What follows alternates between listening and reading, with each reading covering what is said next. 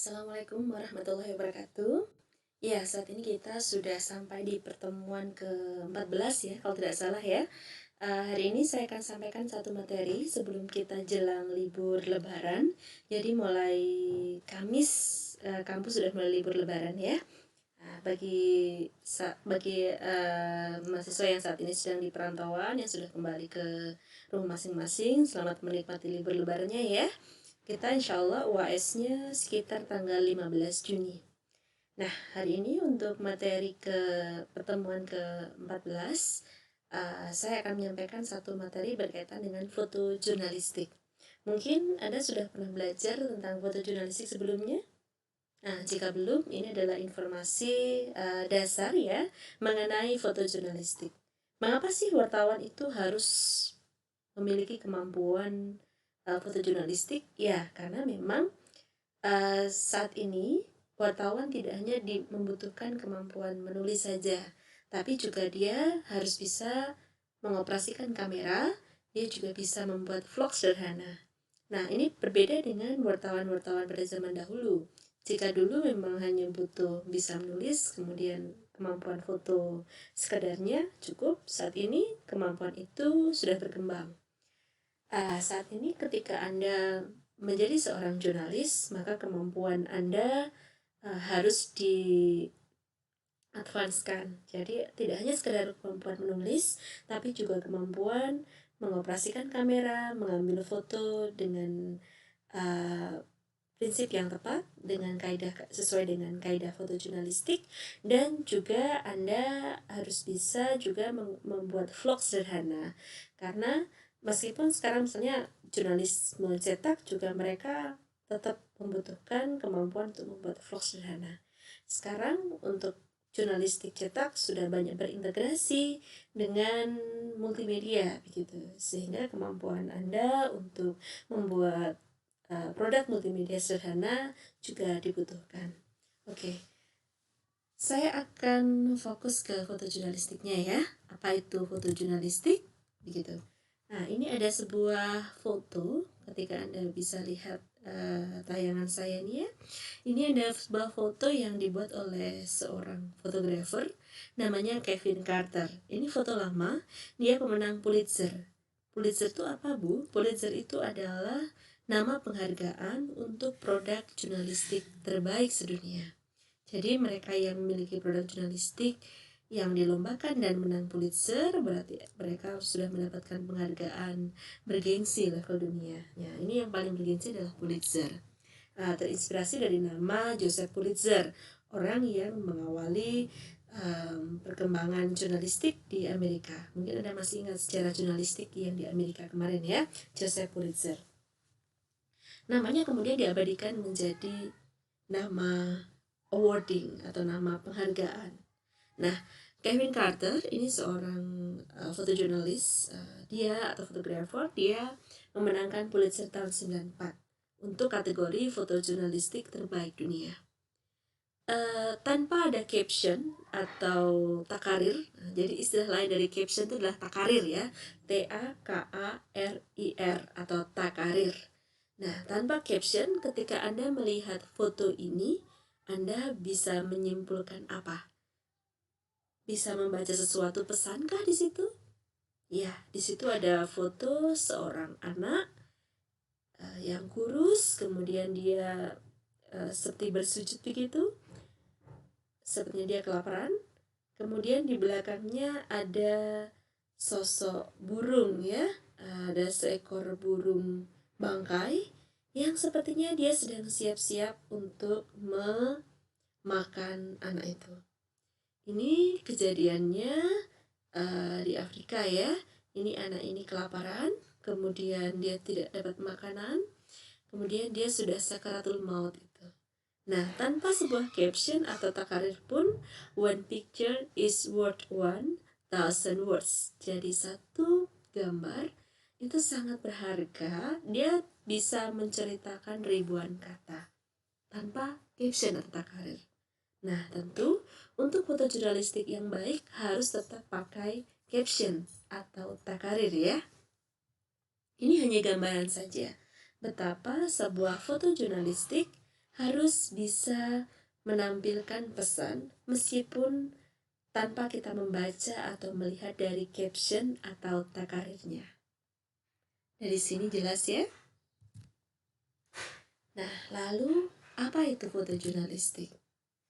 Fotojurnalistik pada hakikatnya adalah foto kejadian atau peristiwa yang bernilai berita. Jadi dia memiliki 5W1H dalam foto itu. Dia juga berhubungan dengan konteks waktu dan juga konteks tempat. Jadi dari foto itu kita bisa melihat sebuah peristiwa atau sebuah cerita tentang sebuah peristiwa melalui sebuah foto aja. Tentu foto jurnalistik ini akan berbeda dengan foto selfie Anda ya, karena foto selfie tidak akan menceritakan apapun kecuali ekspresi yang Anda tampilkan. Berbeda dengan foto jurnalistik ini akan menggambarkan kejadian atau peristiwa yang memiliki news value begitu. Dan dalam foto jurnalistik ini harus memuat unsur berita. Dia tidak kelebihan atau kekurangan data. Jadi kita bisa tahu bahkan tanpa membaca caption atau takarirnya, kita bisa tahu foto itu menggambarkan data apa. Data tidak harus angka ya, tapi data juga berupa fakta. Foto jurnalistik juga foto yang jelas ekspresinya. Kalau foto itu sedih, ya akan tampak kesedihan, aura kesedihan di situ. Kalau senang juga akan tampak aura senang di situ. Jadi tidak ambigu atau menimbulkan kebingungan ya.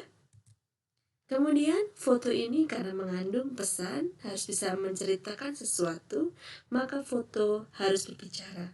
Seperti fotonya Kevin Carter tadi. Ada hal yang menarik dari peristiwa fotonya Kevin Carter yang menang Pulitzer tadi. Konon setelah Kevin Carter mendapat penghargaan sebagai kategori fotojurnalistik terbaik dunia, dia mendapatkan kecaman, dibully gitu kalau istilahnya zaman sekarang. Dia dibully kemana Kevin Carter setelah dia memfoto si anak itu? Apakah dia menolong anak itu atau tidak? Atau dia kemana?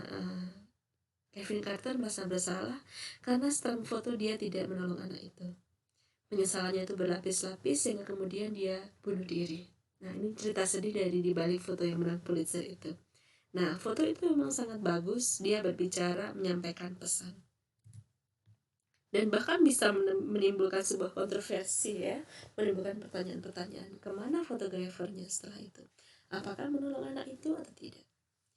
Dan foto jurnalistik itu bukan terdiri dari berbagai frame. Dia hanya satu frame aja.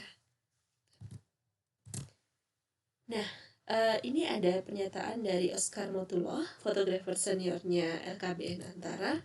Dia mengatakan bahwa foto jurnalistik adalah medium sajian untuk menyampaikan beragam bukti visual atas peristiwa pada masyarakat. Nah, bahkan apa yang ada di balik peristiwa itu. Tentu dalam waktu yang sesingkat-singkatnya hanya melalui foto. Jadi kita bisa mengungkap apa yang terjadi di foto itu melalui sebuah foto.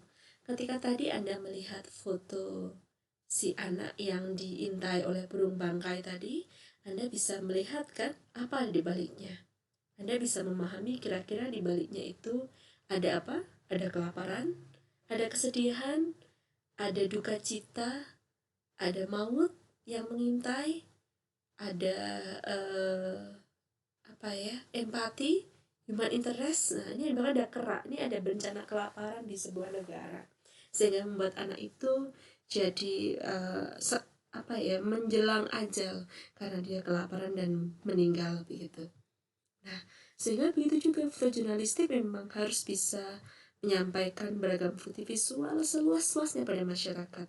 Bahkan dia bisa membongkar kerak di balik peristiwa itu dalam waktu yang sesingkat-singkatnya. Ingat, hanya dalam satu frame aja. Tentu ini menantang ya. Nah, coba Anda simak gambar ini. Pesan dalam fotojurnalistik itu harus kuat. Coba Anda lihat. Di sini siapa yang pemain timnas? Anda bisa amati. Iya, ada yang tidak pakai sepatu. Otomatis kalau nggak pakai sepatu pasti dia bukan pemain kan? Siapa dia? Dia penonton. Ya, berarti dia penonton yang turun ke lapangan dan ikut menggocek bola. Masih tanpa caption. Meskipun foto jurnalistik harus tetap pakai caption atau takarir. Tapi, dari foto tanpa caption yang saya kasih ini, tentu Anda bisa melihat apa di balik itu. Mungkin aja dia gemes ya, melihat timnas yang tidak segera mengegulkan bola ke gawang lawan, sehingga kemudian dia turun dan ikut berpartisipasi untuk mengecek bola. Lihat pemain timnas yang lain, nomor 18, nomor 6 itu. Gemes ya melihatnya sampai bengong begitu. Nah, ini pasti pesannya sangat kuat sekali. Pintar ya mengambil foto. Makanya fotografer, seorang jurnalis harus bisa mengambil angle yang tepat seperti ini. Coba amati gambar berikutnya. Gambar jembatan ya. Oke, gambar jembatan bridge closed ya, bridge closed. Jadi jembatannya tutup, tapi lihat betapa orang masih nekat. Nah, foto jurnalistik juga berkaitan dengan corona gitu ya. Musim virus, tapi banyak yang masih nekat. Ini juga nih, bencana seperti ini masih tanpa caption, tanpa saya kasih takarir, orang masih bisa membaca pesannya. Sangat kuat sekali pesannya. Jadi nekat, mereka menantang nyawa. Oke. Lihat, ini masih tanpa caption. Saya sengaja memang tidak memberikan caption, biar Anda bisa menangkap pesan. Sehingga Anda bisa membedakan apa itu foto jurnalistik dan apa itu foto dokumentasi.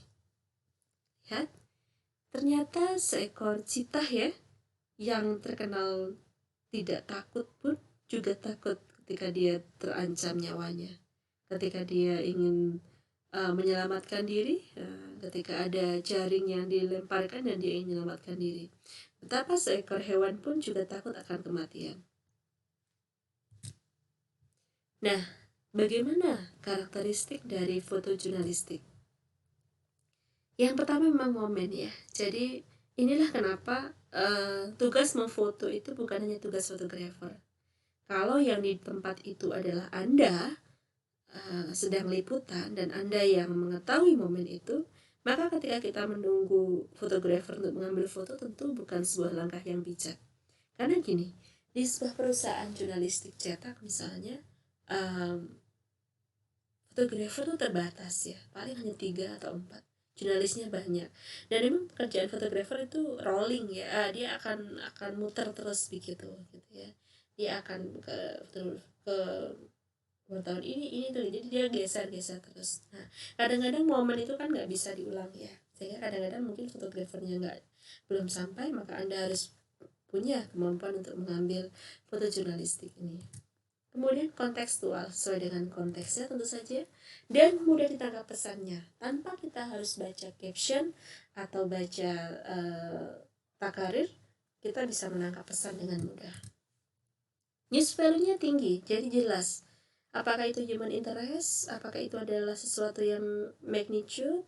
Apakah sesuatu yang menimbulkan kepedihan seperti human interest tadi? Ataukah ada pesan apa? Nilai berita apa di sana? Dan foto itu harus penting ya. Ya, kalau nggak penting jangan jadikan foto jurnalistik. Menarik. Nah, itu tadi adalah syarat-syarat untuk membuat sebuah foto jurnalistik. Apa saja, Bu, jenis foto jurnalistik itu?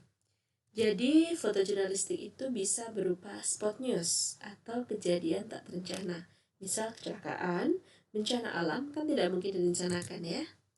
Kemudian jenis berikutnya adalah jenis features, yaitu foto jurnalistik yang menyentuh gitu. Berikutnya adalah general news, kejadian terencana, misalnya seminar, peristiwa di lapangan, itu adalah kejadian terencana. Kemudian tokoh, portrait, dan headshot gitu ya. Nah, ini untuk mengambil foto jurnalistik yang full face. Wah, ini bedanya apa dengan selfie, Bu? Atau mungkin foto diri? Beda. Nanti portrait dan headshot ini beda. Nah, nanti akan saya berikan contohnya ya. Daily routine, kegiatan harian begitu. Kemudian seni budaya dan fashion, alam dan lingkungan juga bisa menjadi foto jurnalistik.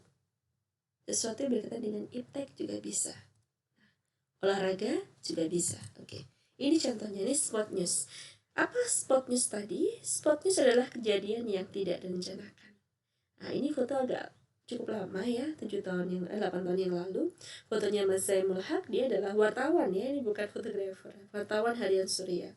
Dia memberi judul foto itu Menunggu Evakuasi, sehingga dia mendapatkan penghargaan pemenang Adiwarta 2012. Adiwarta adalah penghargaan untuk karya jurnalistik juga. Nah, Anda lihat, itu adalah foto korban kecelakaan. Masih ada tangan yang berdarah, dan itu apa istilahnya, kebruan atau tertimpa kontainer gitu ya. Jadi kejadiannya saya masih ingat sekali, itu kejadian di Surabaya. Yang tertimpa kontainer ini adalah mahasiswa IAIN Surabaya atau UIN Sunan Ampel Surabaya yang saat itu sedang naik sepeda motor di perempatan di dekat Plaza Marina sana, perempatan Margorejo kalau nggak salah ya. Kemudian dia sedang asik berhenti menunggu lampu hijau menyala, tiba-tiba ada truk kontainer dari belakang yang mungkin supirnya ngantuk, sehingga kemudian supirnya itu menerabas trotoar, sehingga jumping tiba-tiba terus ambruk gitu kontainernya karena terungkit gitu di trotoar itu. Ambruk, dan itu mengenai si mahasiswa yang sedang berhenti di traffic light tadi. Dan lihat, itu temennya juga bingung karena pindah kontainer nggak segampang pindah becak kan. Nah, itu temannya bingung, dia tidak tahu bagaimana cara mengevakuasi teman yang tertimpa kontainer itu. Dan lihat, itu masih hidup ya, karena tangannya masih bisa menggenggam. Tapi setelah itu ternyata mahasiswa tersebut meninggal. Nah, Zaimul Haq kemudian mengabadikan kejadian itu dan memberi judul Menunggu Evakuasi. Spot news yang lain adalah kebakaran, ini juga bisa bagian dari spot news. Kemudian jenis fotojurnalistik features. Nah, ini perjalanan ke kampus, ke sekolah ya itu ya. Nggak ada jembatan, mereka lewat jembatan tali. Waktu-waktu bisa nyemplung tuh. Bersyukurlah Anda yang masih ke kampus bisa naik lift atau jalan di jalan yang tidak terjal begitu. Bersyukurlah Anda bisa melakukan hal itu dengan baik. Kemudian ini si anak tadi, fotonya Kevin Carter. Kemudian ini para pengungsi. Ya, ini seorang ibu yang menggendong anak. Ini features menyentuh hati. General news, ini yang terencana. Nah, salah satu kunci dari fotojurnalistik harus ada orangnya. Jadi nggak boleh fotojurnalistik itu nggak ada orangnya. Harus ada orangnya. Nah, coba itu lihat. Calon gubernur dan wakil gubernur DKI Jakarta. Nah, itu fotonya tersenyum, menawarkan harapan, impian, cita-cita. Kemudian di depannya melintas seseorang yang membawa gerobak berisi semen. Dan orang itu juga sedang meraih harapan atau mengejar harapannya dengan cara yang berbeda dengan orang-orang yang sedang memberikan harapan. Ini masih tanpa caption, tanpa takaran, tapi ini foto yang sangat berbicara. Kemudian general news yang lain adalah foto olahraga ini ya. Ini si Mas Farah ya, bukan Mbak Farah, namanya Farah tapi laki-laki. Dia senang sekali berekspresi. Ini berbicara betapa dia senang dan tapi terkejut ketika dia mungkin menjadi yang terdepan. Ini general news, bisa didapatkan. Kemudian portrait. Portrait ini adalah foto badan ya, foto seseorang gitu ya. Lihat, si Barack Obama juga manusia biasa ya, dia makan snack, minum cola juga. Sama seperti kita di dapur makannya, nggak di singgah sana gitu. Barack Obama juga menjalani hukuman gitu ketika dia melakukan kesalahan mungkin, atau dia sedang olahraga, itu bisa menggambarkan sesuatu. Meskipun sendirian tapi dia berbicara fotonya. Headshot. Nah, ini ketika Anda harus memfoto jurnalistik, memfoto ekspresi seseorang atau hanya satu wajah aja, nggak pakai badan gitu. Nah, ini Mbak Yeni Wahid, Einstein. Nah, tetap ada ekspresi, ada single expression di sana. Ekspresi konyolnya Einstein, ekspresi senyum manisnya Mbak Yeni Wahid, itu ekspresi geli-geli gimana gitu yang diekspresikan oleh bapak yang sedang bercukur itu. Ini headshot, hanya kepala aja tapi ini tetap berbicara. Bisa dipahami dari sini ya? Oke. Mungkin saya perlu remind Anda untuk bagaimana prinsip-prinsip membuat fotojurnalistik. Yang pertama, fotojurnalistik itu sederhana aja, jangan terlalu rumit. Itu Foto yang bagus itu bisa jadi tidak berasal dari tembakan kamera teknologi tinggi, tapi dia bisa muncul, foto itu bagus ketika kita mampu menangkap momentum paling dicari, paling langka dan tidak terduga. Sederhana, kadang-kadang itu juga bisa menjadi foto yang bagus. Bisa jadi mungkin blur ya, atau pixelnya rendah, tapi karena dia bisa menangkap sesuatu yang tak terduga, ini jadi foto mahal. Yang mahal bukan fotonya itu, tapi momentum atau keberuntungan. Jadi memang ada sedikit unsur laki yang bermain dalam foto jurnalistik ini. Contoh, ini sederhana sekali, tapi momennya pas. Bayangkan. Nah, ini smackdown ya. Oke. Sederhana, tapi momennya pas. Sangat beruntung wartawannya. Kemudian, caption atau takarir tadi ya. Jadi foto jurnalistik adalah menyertakan keterangan gambar atau caption yang memuat 5W1H dari sebuah peristiwa. Ini wajib ya, caption dalam foto jurnalistik. Meskipun foto itu bisa menceritakan sesuatu, tapi kita perlu mempertegas dengan adanya caption atau takarir. Foto jurnalistik dibuat untuk menyampaikan informasi. Tanpa informasi yang jelas, foto bisa jadi multi interpretasi, bahkan bisa jadi maknanya hilang atau bahkan kabur gitu. Kemudian artistik ya, seperti yang sudah saya jelaskan sebelumnya, estetika menjadi hal yang paling penting dalam sebuah gambar. Bahkan bisa jadi semakin ekstrim sebuah gambar, semakin mahal juga foto yang dihasilkan. Contohnya seperti ini. Ini gimana cara ngambilnya? Kalau sekarang pakai drone ya, oke, dan itu miring gitu ya, merobohkan sebuah monumen itu ya pakai drone. Kalau dulu nggak ada drone, pakai pesawat.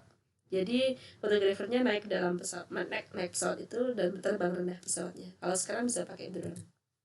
Ini juga angle-nya pas sekali.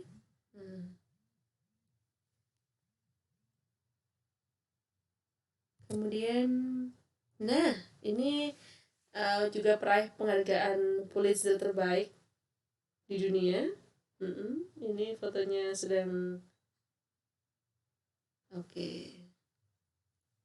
ini fotonya sedang ya, seorang perempuan melawan beberapa puluh tentara. Ini sangat epik sekali. Ya, ini penyelamatan nyawa seseorang ya. Ini penyelamatan nyawa. Oke. Ini ketika seorang anak sedih, histeris ketika melihat teman-temannya banyak yang meninggal menjadi korban. Kasihan sekali. Aduh, luar biasa itu. Ini wartawannya juga ketika mengambil foto ini juga harus melibatkan hati. Nah, ini foto jurnalistik versus foto dokumentasi. Bedanya apa lalu Bu? Tentu kalau foto jurnalistik harus diabadikan secepat-cepatnya, disampaikan kepada khalayak melalui media massa dan punya nilai berita. Tapi kalau foto dokumentasi ya untuk kepentingan pribadi, misalnya untuk kepentingan instansi atau individual. Kalau Anda mengambil foto seminar gitu ya, foto seminar, kalau foto seminar biasa yaitu foto dokumentasi. Bagaimana mengambil foto seminar yang benar jurnalistik, tentu harus mengindahkan kaidah-kaidah yang saya jelaskan sebelumnya. Ini foto dokumentasi dan yang sebelah kiri adalah foto jurnalistik, yang sebelah kanan adalah foto dokumentasi ya.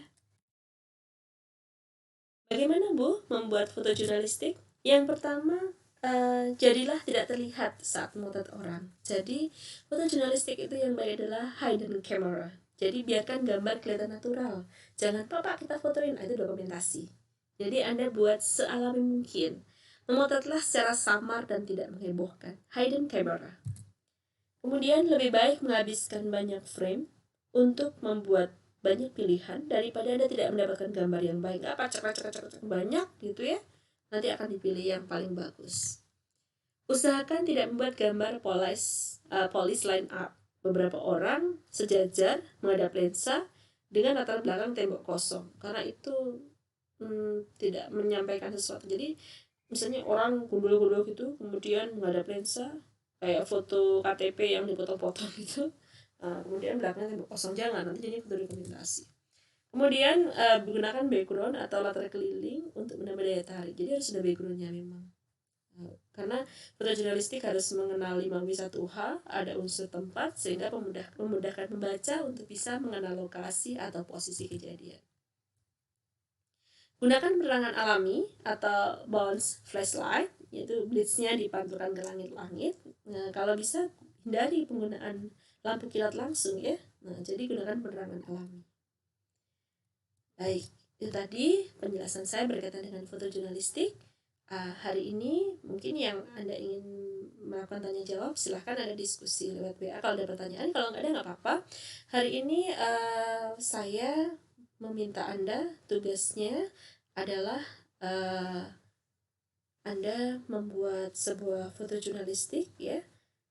Misalnya kalau mungkinkah misalnya di sekitar Anda terkait dengan kejadian Lebaran ya, mungkin bagaimana suasana Lebaran di rumah Anda, dekat ke rumah Anda, tetap perhatikan protokol kesehatan ya, jaga jarak, social distancing. Jadi Anda tetap bisa mendapatkan foto jurnalistik tentang yang temanya tentang berkaitan dengan suasana Lebaran. Nah, tetap hati-hati ketika mengambil foto karena ini hidden camera.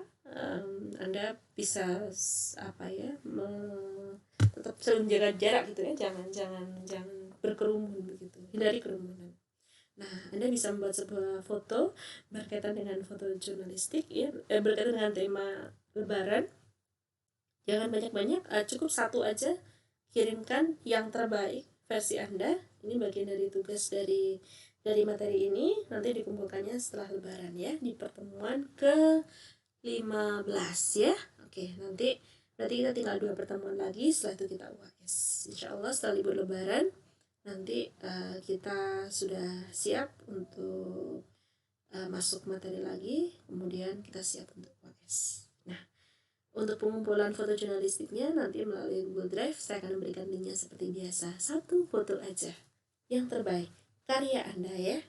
Oke, jadi nanti ada perlu sampaikan di situ di mana lokasi kejadiannya, artinya ada captionnya ya yang menunjukkan apa itu kejadiannya, begitu ya. Oke, itu saja. Saya nggak memberikan tugas banyak-banyak. Nah, jadi Anda setelah menyimak dari penjelasan saya ini, silahkan kalau mau tanya jawab gitu ya. Kemudian nanti silahkan Anda buat 1 foto jurnalistik sesuai dengan kaidah. Terima kasih. Sekian dari saya. Assalamualaikum warahmatullahi wabarakatuh.